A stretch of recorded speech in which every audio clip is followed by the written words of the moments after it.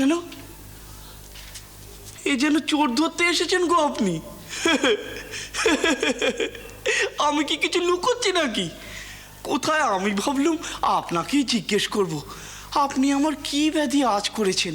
এ তো ভালো কালে ফেললে গো। হ্যাঁ, তোমার ব্যাধির রকম তুমি না চেনালে আমার কি ক্ষমতা আজ আমি চিনি।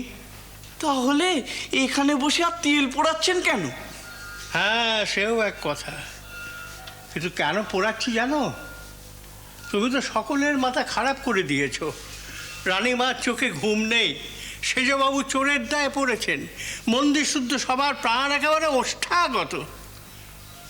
আপনি সবার খবর রাখেন?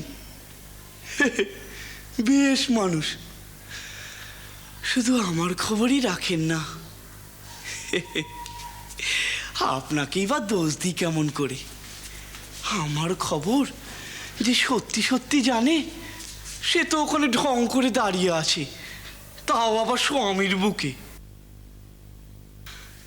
সাত করে কি আর রামপ্রসাদ গিয়েছিল? আমিও কি এমনি এমনি ফিরে ফিরে সে গান গাই?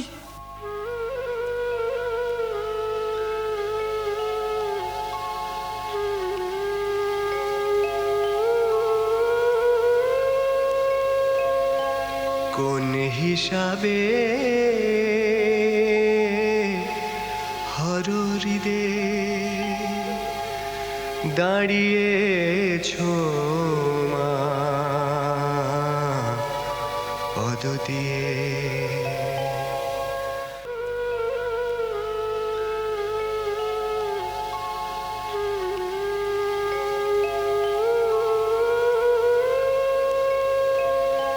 কোন হিসাবে হরিদে দাঁড়িয়েছো মা পদ দিয়ে? সাধ করে জীব বাড়ায়েছো, সাধ করে জীব বাড়ায়েছো, যেন কত নেকামে। কোন হিসাবে হরিদে?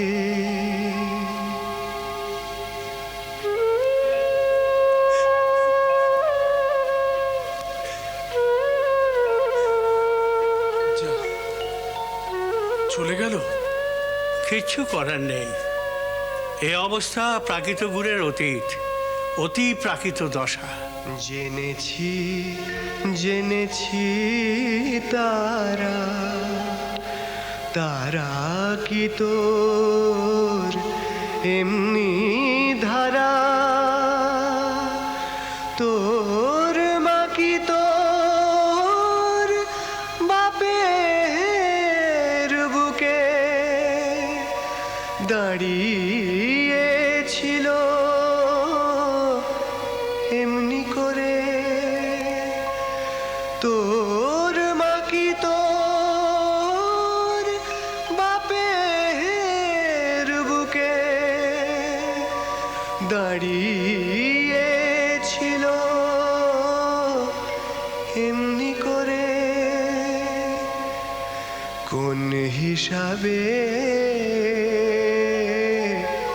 হরিদে দাঁড়িয়েছো মা পদ দিয়ে?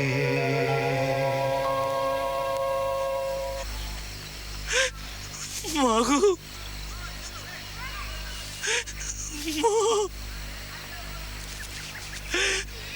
ওরা আমার চোখ দেখে, আমার নখ দেখে, আমার আমার এই বাইরেটা খোঁজে, ওরা আমার ভেতরের পাঁজরটাকে দেখে না মা, ভেতরের পাঁজরটাকে দেখে না। মাগো, ও মা।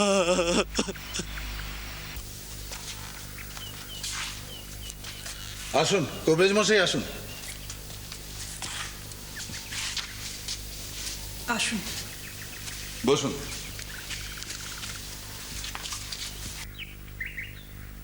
কেমন দেখলেন? নতুন কিছু নয়, ওই পুরনো জোয়ার ভাটা। তাহলে হঠাৎ এমন বাড়াবাড়ি হলো কেন?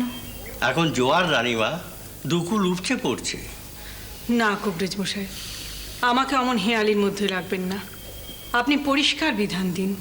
আমি তো আগেই বলেছি রানীমা, এই যোগজ ব্যাধি, ওর ভেতরে এখন ঈশ্বর অনুভূতির প্রাবল্য।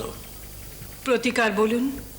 চিকিৎসা বিজ্ঞান অনুযায়ী আমার কিছু জানা নেই, তবে সাধারণ মানুষের দেহে এ রোগ হয় না। তাহলে উনি ইচ্ছাময়ের ইচ্ছা শক্তির দ্বারা বাহিত হচ্ছেন। মহাভাগবত পরমহংসরা ঈশ্বর নির্দিষ্ট কাজের ভার নেবার আগে এই দশা প্রাপ্ত হয়ে থাকেন, শাস্ত্রও তাই বলে। মা, কবিরাজ মশাই, আপনি যা বলবেন আমি তাই শুনব। আমি জানি যে আপনি যেমন সুচিকিৎসক তেমনি শাস্ত্রজ্ঞ ধার্মিকও বটে।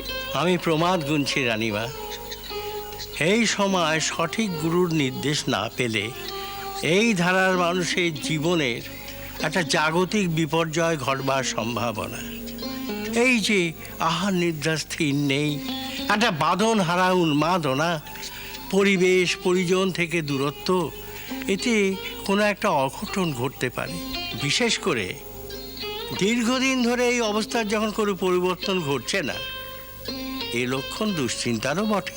সঠিক স্মৃতিভ্রম কিনা বোঝা যাচ্ছে না। তবে এ কথা কেন ও বলছে? ওর কেউ নেই, তবে কি ঈশ্বর ছাড়া আর কোনো অনুষঙ্গ বোধ করছে না? অথচ ওর ঘর আছে, ঘরে গর্ভধারিণী মা আছে, ভাইপো ভাই বউ, তাদের সন্তানাদি আছে, তাদের সম্বন্ধে কোনো বোধ নেই ওর। এরই মধ্যে এত তাড়াতাড়ি আমাকে আপনি বড় বিপদে ফেললেন রানীমা। এই অবস্থায় কি বিধান দিই? থাক, আপনাকে আর বিধান দিতে হবে না। এবার বিধান আমি দিচ্ছি। মথুর, কামারপুকুরের ঠাকুরের ঘরে খবর পাঠাবার আয়োজন করো। কেন মা? আমি আর এ দায় বইব না। সেখানে তার গর্ভধারিণী মা রয়েছেন। মায়ের এত বড় সর্বনাশ আমি করতে পারবো না। কিন্তু মা, আমরা তো এখানে সবাই রয়েছি। না,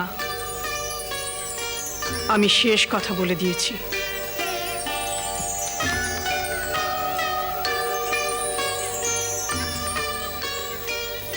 কি সেজবাবু? হ্যাঁ, দেখি। শ্রীরাম কৃষ্ণ